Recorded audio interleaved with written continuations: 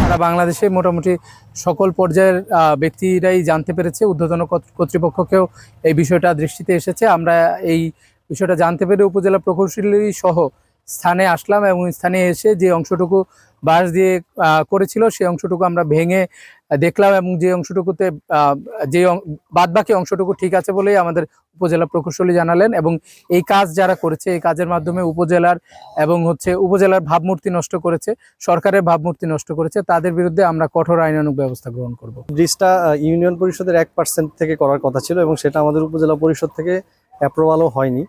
তো তার আগেই এখানে ইউনিয়ন পরিষদ থেকে কাজ করছে।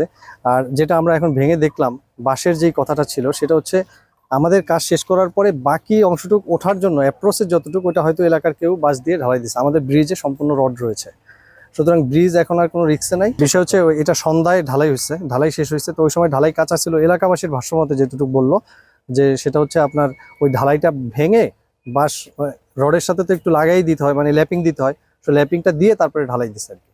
আর এটা উপজেলা প্রশাসন ব্যবস্থা নিবে।